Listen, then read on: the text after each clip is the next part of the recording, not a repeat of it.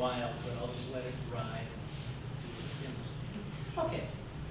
Now, it's been interesting being here today, partly because I'm really surprised. I don't know what architecture is. Should I use the microphone? Yeah. Okay.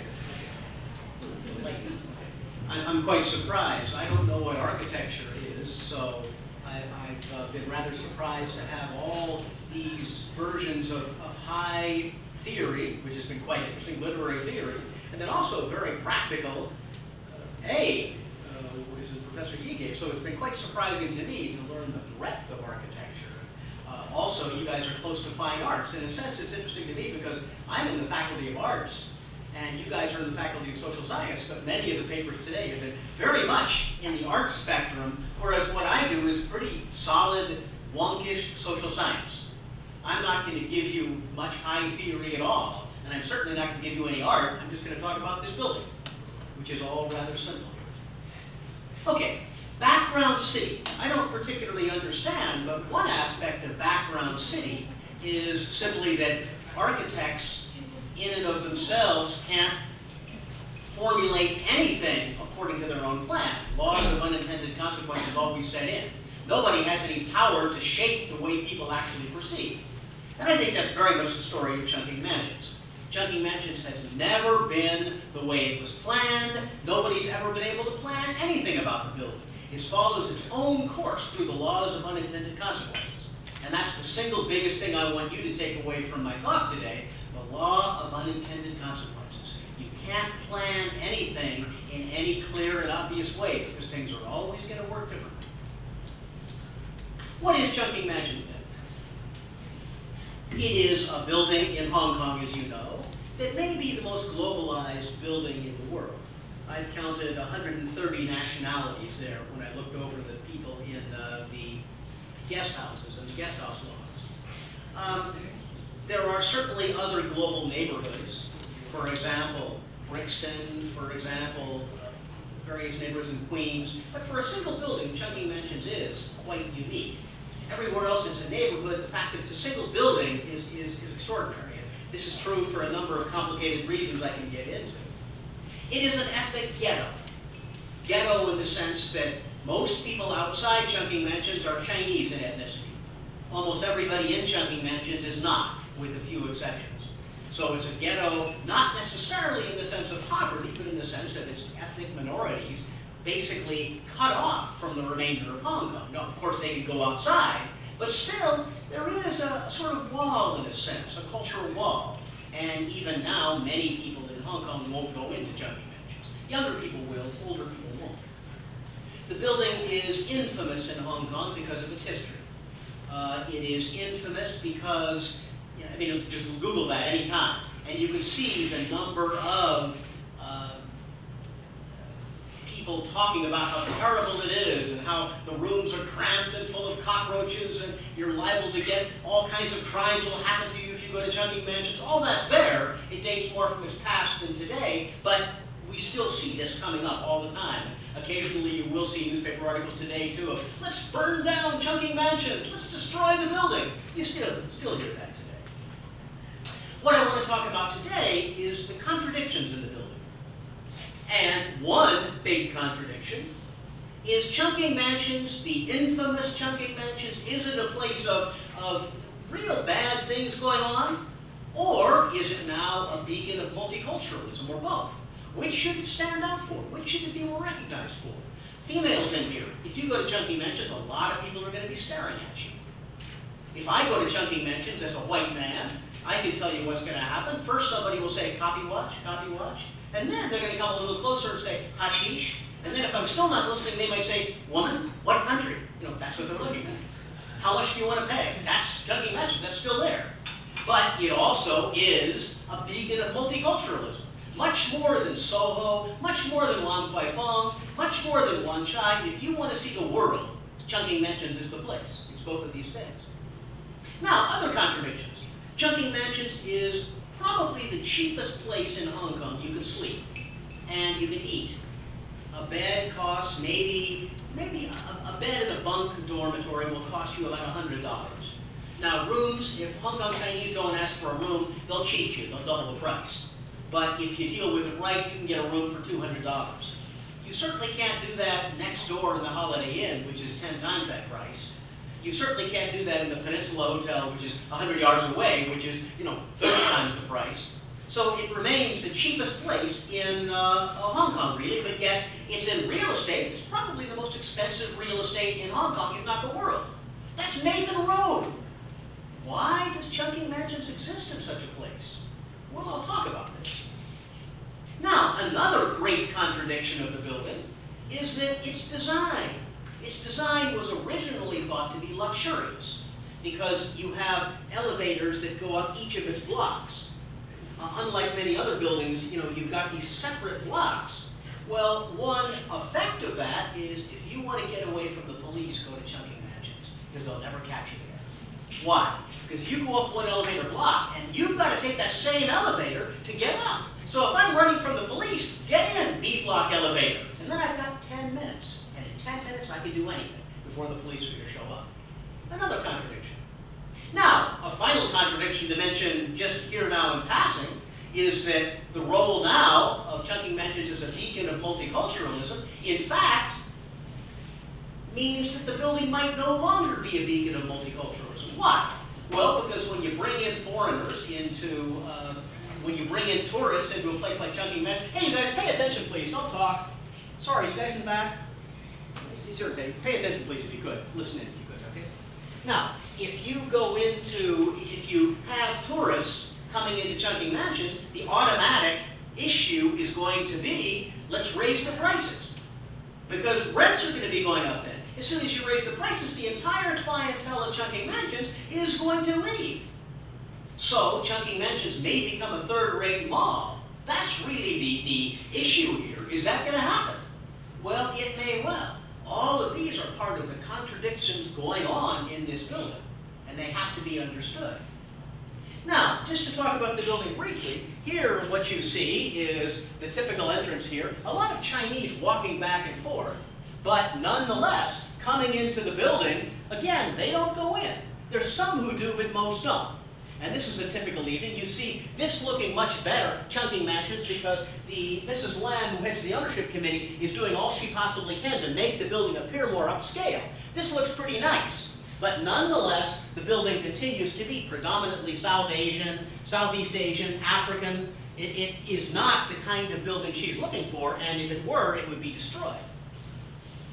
Now, another picture. I like this because it's the same scrum going in and out, and this is what you see much of the day and night. The dollar sign there is rather nice, though, because that's why the building continues to exist.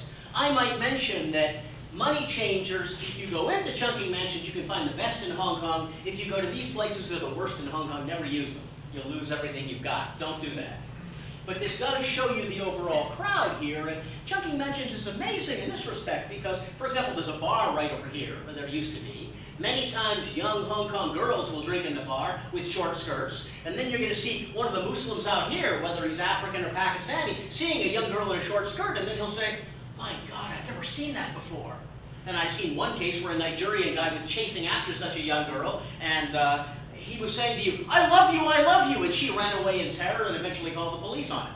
This is the kind of cross-cultural conflict that you see at Chungking Mansions. A number of these people out here have never even, they just stepped off the plane from Kolkata. They don't know Hong Kong. They don't know what this place is. Those guys handing you the name cards of restaurants, they don't know what this place is. And so you do see, just right in this 40-foot square area, a center of cultural conflicts really in the world. Now, these are the money changers again. I suspect from my brief talk with her later that she is a flight attendant. Because, again, change money in Chungking Mansions. I don't know why she's doing it at that place, but nonetheless. These guys are Sikh guest house owners, and they're looking for anybody who's coming in. As soon as the airport bus comes in, they're going to run out of the airport bus and immediately try and give the cards to potential customers. Okay, this is typically of what you see in Chungking Mansions. These places on the ground floor are predominantly retail. You go one floor up and it's predominantly wholesale. But here too you can get retail. I know this store right over here sells a combination of shoes, whiskey, and groceries. Why? Well, because somebody might come in and want to buy 5,000 pairs of shoes. That's a lot of money. He used to sell whiskey because a lot of the liners, the ocean liners, would come in, and you could only take a minimum amount of whiskey back, so he would sell rather large bottles of whiskey to anybody passing through. A lot of these are these kinds of rather weird mix of stores, but this is what you tend to see. Okay, now this again is right outside Chungking Mansions. This is the scene that you see. If you were there today, you would see fewer Africans, because the center of trade has shifted a little more to Guangzhou than to being in Hong Kong itself. But this is the kind of thing that you see, that the center of cross-cultural clashes of all kinds. This guy may just be walking by and he's thinking, why are suddenly all these Indian and African people around me? And these guys are thinking, wow, what's going on? I've never seen anything like this in my life. It's this clash of people not knowing what they're looking for. This happens, by the way, because of transnational travel, which makes it so easy, and because of the fact that Hong Kong, by nature, allows people in so easily.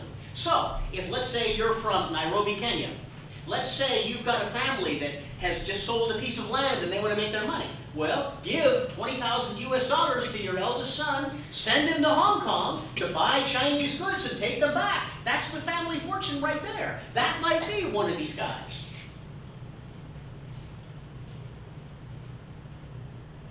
Okay, we also have increasing numbers of mainland Chinese coming in now, especially as tourists. They're waiting at the elevator blocks, and the elevator blocks are among the more amazing places in Chungking Mansions because the elevators are so tiny that you've got to have 20 people crammed together who, you've got to talk with people. You can't help but not to.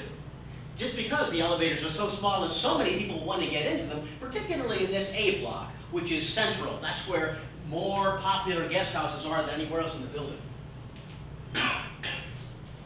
Okay, these are the row of guest houses, and you can see the sheer number here. There also are large numbers of private residences. There are people who live in Chungking Mansions who are Chinese and live there like it's any other building. There's a whole array of different people, but the thing is, these guest houses can make a lot of money. And that's why the building has tended to become overwhelmingly guest house filled. This is one more typical trade day. These shoes, again, these guys are really looking for wholesalers rather than wholesale deals rather than retail, because you can make so much more money in wholesale. Any one of these, if you ask for 5,000 pairs, they can get them for you from a factory in China rather easily. But this is what you see. Typically, again, Pakistanis, Africans as customers, and a lot of the Hong Kong resident Indians, as well as Pakistanis being the merchants here. Okay, wholesale. This must be wholesale mobile phones. There are less mobile phones for sale now, but there certainly were a lot back 5 years ago. In a single box of phones, you know, you might have, 600 or so iPhones. And that's a hell of a lot of money if you think about it. You know, you're dealing with up to 100,000 US dollars or more. Now, they're probably copies, but they might not be. I can't really tell. But the point is, an amazing amount of money passes through here. And it's often simply the boxes that are simply lying there when you go to the first floor. They contain this enormous amount of money very often. Backpackers, all these tourists come through. It used to be Western hippies, as I'll talk about in a while. Now it's not, but still some pass through because this, again, is the cheapest place in Hong Kong. So you still see people who look like this passing through. If you want to travel around Asia for US $5,000, you're certainly not going to go to the Holiday Inn. You're going to go to Chungking Mansions. One way, by the way, I can test the mettle of my anthropologist friends is, are they willing to stay in Chungking Mansions? Many aren't. Many are still afraid to, including top scholars of globalization. Poor people's globalization still want to stay in a hotel that doesn't seem as dangerous to them as Chungking Mansions, but it's really not. The rooms are quite nice. Here are, again, one more entrance scene. Now, you might look at somebody like him. He's not dressed this way to advertise his culture, nor is he dressed this way because he's ignorant about clothing. You know, what do people dress like in Hong Kong? That's not why he's dressed this way. He's dressed this way as an advertisement. Simply, these are the clothes he's had manufactured in China. If he walks around like this, some other person may say, hey, that's really something. Where can I get clothes like that? Make an order to me. You can get them sold that way. That's what's going on here. Now, one more scene typically of what's going on. Not a whole lot to say here, except that it's often said that in Chungking Mansions, it's a whole ecosystem. You can basically do anything you want within its ground and first floors. Everything can be provided for, from haircuts to sex work to anything in the world. Every kind of good you may want. GSM spy listener, I don't know what that is, but all kinds of things are available. You have to ask. Often you don't know, because they're often under the counter, but they're all there. This was quite long ago. This was the Beijing Olympics, actually. But what interested me in this particular scene was these guys were all looking at the Beijing Olympics, and he, a Chinese man, was incredibly excited by what was going on. These guys didn't care at all. They simply wanted to see hear their own country's national anthem. And of course, the countries these guys are from, places like Gabon and so on, are not going to be winning any Olympic medals, but still, that's the different scene you saw in Chungking Mansions. An Indian restaurant there. If you guys do go to Chungking Mansions, do not go to one of the higher restaurants unless you just want to have a good dinner with your friends. Go to one of the places on the ground floor or first floor, because those places are where the people there will actually eat. And start conversations with anybody. It's perfectly fun to do. This is a great place just to talk to anybody next to you. Now, if you're female, probably somebody will ask you for your phone number. You can handle that. Okay, one more scene, typically of what you can see in the building. What I love to do is try to get any of these people to tell me what they're there, what kind of business they're doing there, and how much money they're making if they'll tell me. Because probably half of the people in the building are Indian, and probably 30% are Hindu. You've got festivals like Diwali and various other Indian festivals being practiced there. You also, of course, have Chinese New Year. You also have Christmas. A whole array of different festivals are there, but this being one. And this scene. I shouldn't have taken this picture. I'm sorry I did, because you can tell this man is rather alarmed. There are occasional police around. I don't look like a policeman. You guys who are male here do often. You can always tell what a policeman looks like in Chungking Mansions, because the short hair, the jeans, often the blue shirt, the black, and the backpack. I mean, you can tell, and I think they dress that way so everybody can know who they are. But these phones are almost certainly copy or knockoff phones, and they've got to worry about who's seeing it. Also, the sheer number of boxes here, this is a big deal. We don't know how much, but again, you might be dealing with hundreds of thousands of US dollars here. That's something of considerable importance. Okay, one more scene. I don't need to keep going here. This is more of Indians and Pakistanis in the building, South Asians. And this is another interesting scene that occasionally you see. Many of the dealings between clerks and customers are for people of different nationalities. It's not like Guangzhou, where I spent a year last year. In Guangzhou, it's much more a matter of Chinese selling to non-Chinese. In Chungking Mansions, most of the storekeepers are like this guy, a friend of mine, are Pakistani.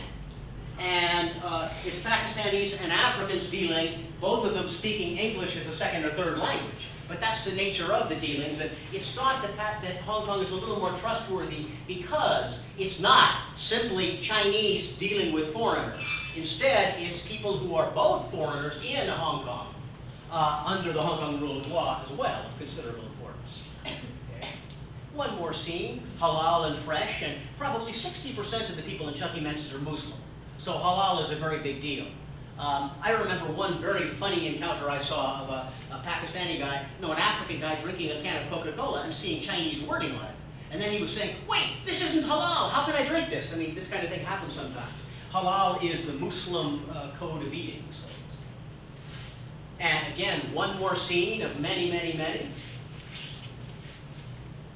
This scene was taken from Up, but one more scene, and the deals that they're offering, every one of these deals might be for retail for now, but you know that if you sell a phone retail, the person may turn around and say, I want 500 of these.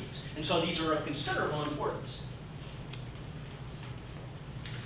Again, all the boxes you see of all these phones, who knows how much money is in here? You go upstairs now, and on a typical night, if you go up right now, it might seem very dead to you, but all you need is 3 sales like this a month to make a lot of money. And some of the phone stalls back 5 years ago were clearly making $1 million a month US or more, because this was such a big deal. And the final slide I have here, which I like very much, the evening light coming into Chungking Mansions. Now, Chungking Mansions is a pretty good place for the people there. One question I have is how much they are cheating their customers back home. That's a very big question. We'll talk about that. Okay, first though, let me just go on in talking about Chungking Mansions briefly here. Okay, now, the architecture of the building first. Chungking Mansions follows the mall city typology. In other words, what you have is a couple of store floors with stores on them, and then the apartment blocks rising up. Chungking Mansions is 17 stories, and what this means, with 5 elevators and 3 different blocks rising up. So what this means is exactly what I said before, that you can get away very easily in Chungking Mansions. It's often said that if you want to vanish somewhere, vanish in Chungking Mansions, they'll never see you. Many other places in Hong Kong also have this kind of scheme. K11 does, for example, Pacific Place does, with the mall below and then the residential apartments rising up. But why did Chungking Mansions become the particular place it came? What happened to it? It's very, very strange. I think it's just historical circumstances I'll shortly describe.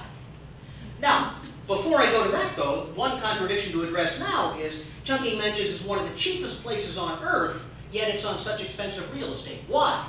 Well, the answer is what you can see in photos like this. You have so many people passing through Chungking Mansions that a lot of money can get made. Let me give you a quick example of this. Okay, you have a small guest house of maybe 5 rooms, maybe 10 rooms in Chungking Mansions. Let's say you've got a total of 10 beds in 5 rooms. Each of those beds charge $200. If you can get them filled every night, you can see, you've got a couple of thousand a night, that's $60,000. Rent, you could probably get this rather small place for $14,000.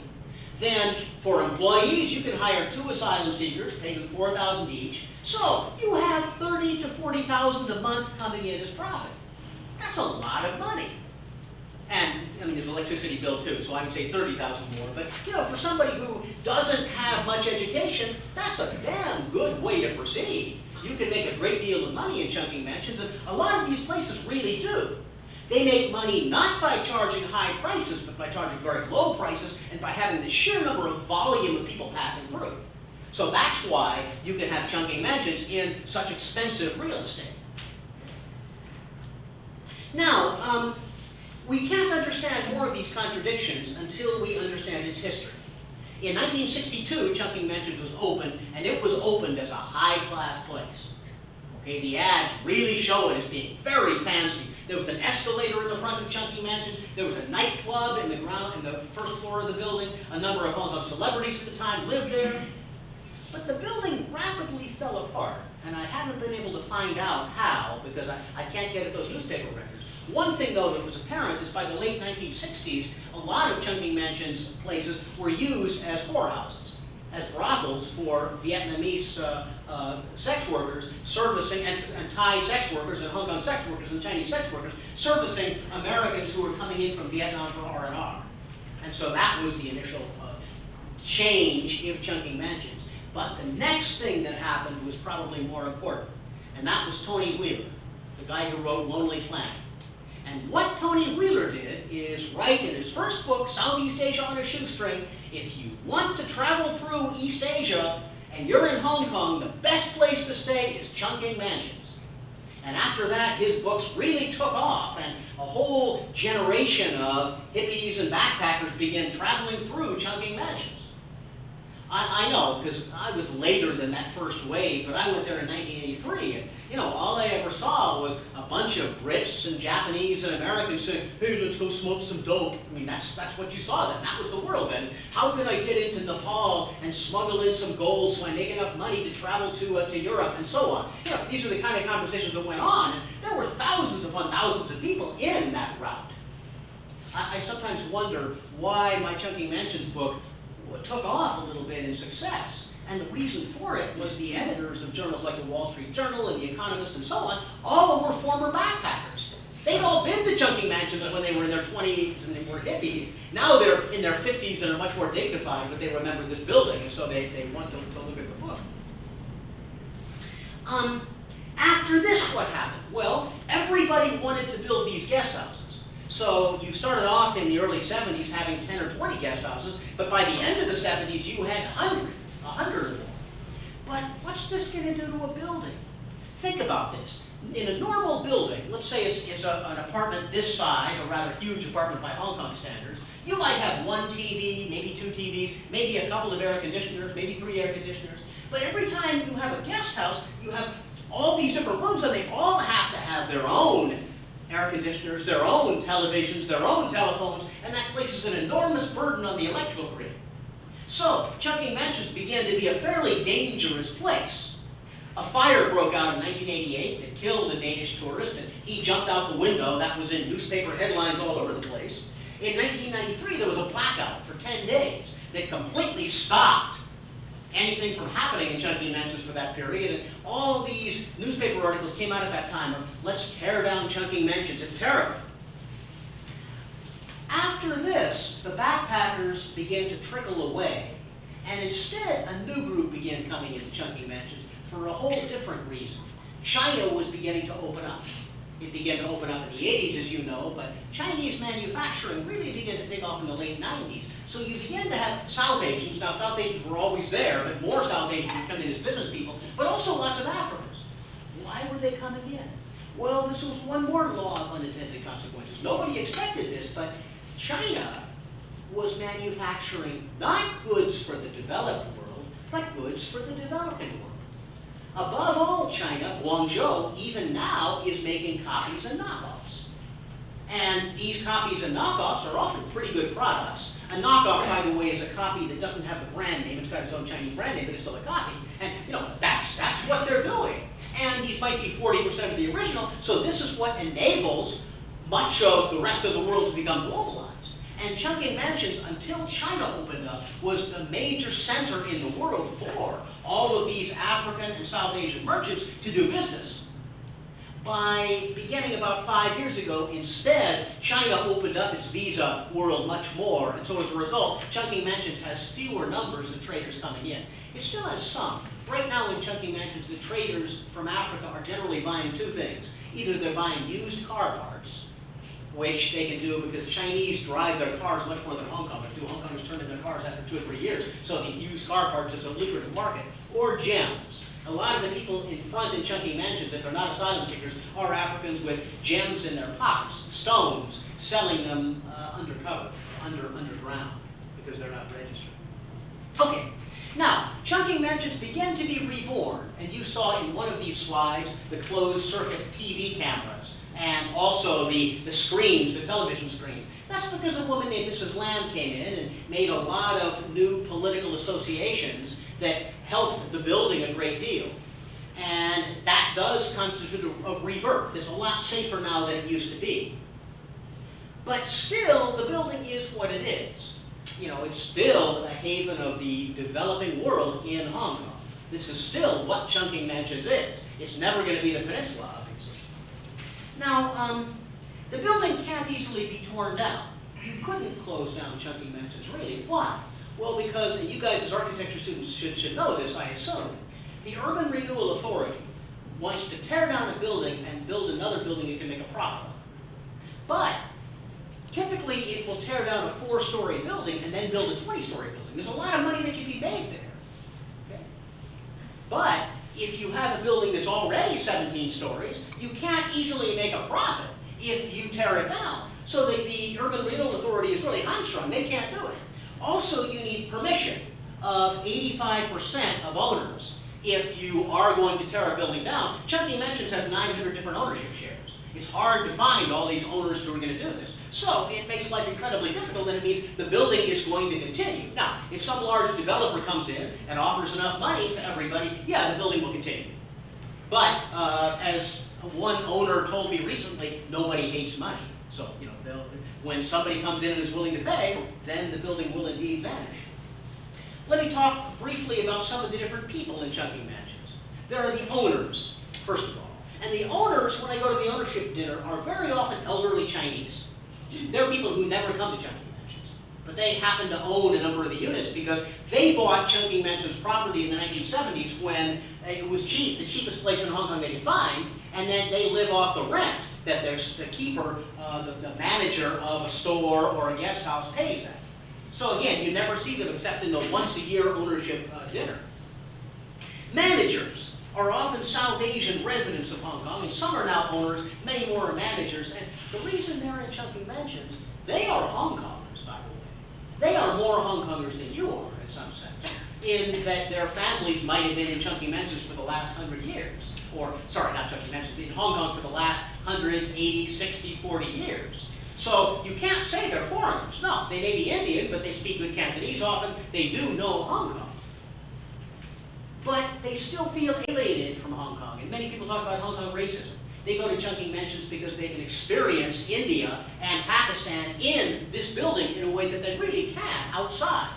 Once they leave Chungking Mansions in a scene like this, they're no longer in a world they might consider to be home. Now there's a class differentiation here. Wealthy Indians and Pakistanis don't go to Chungking Mansions, they hate it. It's the poorer people who do.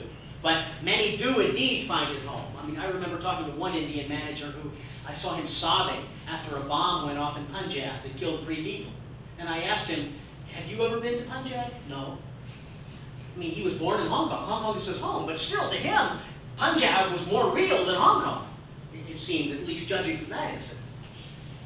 The next group in Chungking Mansions are people the opposite of the managers. If the managers might have been in Chungking Mansions for 40 years or 20 years, many of the people outside who are handing out cards for restaurants are in fact fresh off the plane.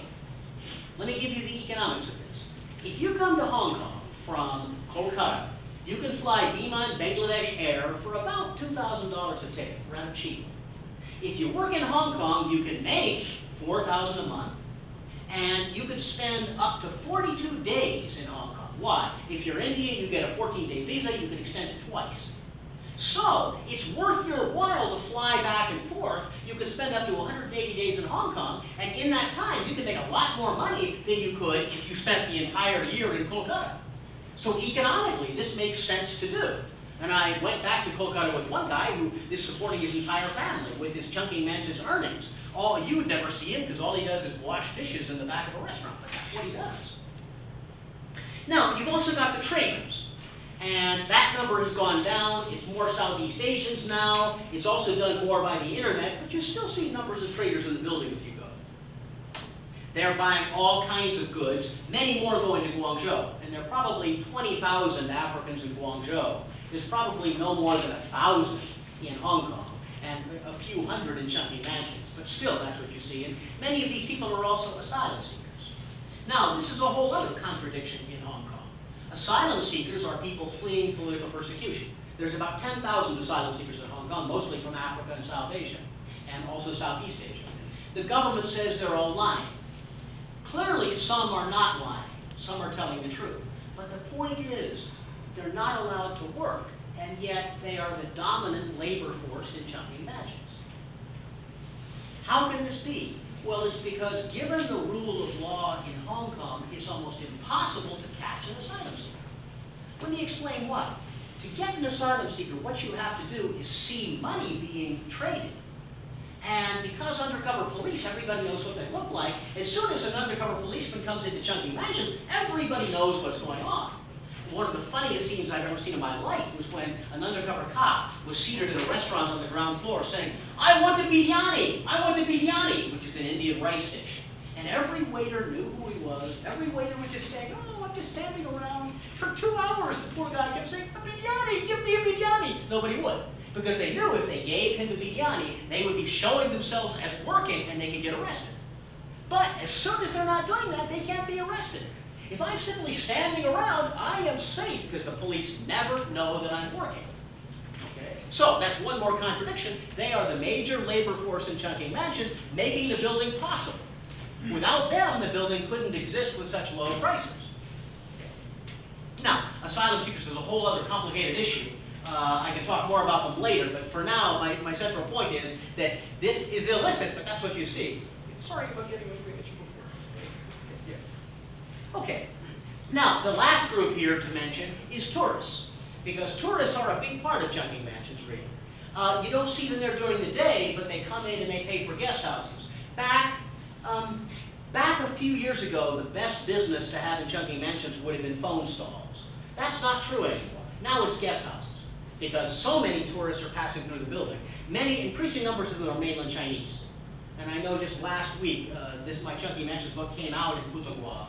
And apparently people were saying it's about time, because already people know Chungking Mansions as a place to go in Hong Kong. Now, I'm not going to talk a whole lot longer, but just to finish up here. One conceptual scheme you need to know for thinking about Chungking Mansions is what I call low-end globalization. This can only exist because of the globalization that exists between China and Hong Kong. There are three reasons why Chungking Mansions exist. One is China as a powerhouse of cheap manufacturing, as I talked about earlier. A second is that Hong Kong itself has a relaxed visa regime. If somebody from Kenya flies into New York, she'll be back on the next plane, back to Nairobi. They'll never take her. If she flies into Sydney, back on the next plane. If she flies into Tokyo, back on the next plane. But if she flies into Hong Kong, she gets 14 days. Or for Kenya, 30 days now. So there's a long visa period, and this is done partly because Hong Kong lives off its tourists. But it also enables lots of people to come in. And the third fact is, of course, Chungking Mansions is so cheap, as I talked about earlier. Now, we can think of Chungking Mansions in terms of world systems theory. World systems theory is a theory of why rich countries are rich and poor are poor. And it does talk about how places like America, places like Japan, places like Korea are quite wealthy. They stay up here, and poor areas of the world like Africa and Latin America stay poor. Chungking Mansions represents people buying not goods from America and Japan and Korea, but instead buying copy goods from China and knockoff goods from China, where the goods are so much cheaper. So instead of buying from up here, these wealthy people, you buy from the semi-wealthy people here in order to get goods back to your home. This is extraordinarily important, and I predict that when economics textbooks are going to be written in a century from now, they're going to say that China's major contribution to globalization of the world was to bring in cheap goods to South Asia, to Africa, enabling the world to become globalized. That's what they did. Chungking Mansions has shifted a bit because up until about 5 years ago, before phones were smartphones, it was very easy to sell copy and knockoff phones. A Nokia 6400, for example. There was a company named MediaTek in Taiwan that made motherboards for them. Any Chinese company could easily enough get these motherboards, make their own copies for 30% price of the original, and they're just as good as a Nokia 6400. They're pretty good phones. Smartphones are hard to copy. The motherboard hasn't adequately been done, so a copy smartphone is going to cost 80% of the original. So there's no market anymore. So now if you go to the first floor of Chungking Mansions, all the Apple phones, the iPhones you see, are real. Because economically it doesn't make sense to sell copies. Now, you still could. You still could buy copies up there. They're around. But the economics are gone. So the low-end globalization of Chungking Mansions has shifted a bit. If you want to buy copy phones, go into China, too, because it's a little harder in Hong Kong with a larger amount of money. Now, the last point to make about low-end globalization is Hong Kong is pretty relaxed about it. I remember talking to a phone trader a few years ago and saying, look, the copy phones you're sending back to Nairobi, do they ever get caught? And he said, not only have my phones never been caught at the Hong Kong airport, I don't know anybody else's phones who've ever been caught. In fact, I don't think phones have ever been confiscated in the history of the Hong Kong airport. And he may be right. It's very easy to get these goods through. In container shipments, it's even easier. If you want to know how to send copies, it's rather easy to do. You run a certain risk, but a very small risk. And again, that's what makes Chungking Mansions work. Knockoffs are even easier, because knockoffs, it has to be the original company that sues you. And that's unlikely to happen. Knockoffs can get through customs in most places, in Hong Kong and of course in mainland China too. That era anyway is largely gone because it's easier to make money in Guangzhou than it is in Chungking Mansions. But Chungking Mansions definitely continues with a slightly different array of shops as before. Now, what's going to happen to Chungking Mansions? One crisis is the crisis of asylum seekers, because the number has gone from about 6,000 a year ago to now about 10,000. Okay? And you can see the Hong Kong government getting really worried about paying all this money. If they crack down, if they shut visas, if they prevent all asylum seekers from coming into Hong Kong, then I think the building is going to die. A second problem with the building is, what if it does become more of a beacon for tourists? That's already happening, but prices aren't being raised that much yet. So still, you've got the same crowd there as existed before, fewer Africans, but the same kind of crowd. Is that going to give way? Well, we'll see. And of course, if it does, Chungking Mansions will become one more third-rate Chinese mall, or else it'll be torn down to become one more mall like K11. And that could happen, but not yet. But what I'd say, just in conclusion here, is what's happening to Chungking Mansions? The building is going to give way, undoubtedly. It's going to be torn down in a few years. However, the entire world is going to become like Chungking Mansions. And here's why. The way that the world is now set up is you've got 20% of the world, including Hong Kong, that walls off everybody else. It doesn't want poor people. Chungking Mansions is emblematic of racism in Hong Kong because basically rich, yellow, and white people don't like poor black and brown people. That's too bluntly put. There's a lot of truth to that. This is a situation throughout the world. That's why Donald Trump talks about building a wall in Mexico. That's why his anti-Muslim rhetoric is going so far. People don't like the poor. Rich people don't like the poor. They want to keep them walled off. But Chungking Mansions shows that you don't have to do that because the place is rather peaceful. Police lieutenants have told me that Chungking Mansions is no more full of crime than any other building its size in Hong Kong. It's a relatively peaceful place. This does work. And if Chungking Mansions is the future of a world where the developed world and the developing world are mixing, then it's not a bad place. It's a pretty good place, I think.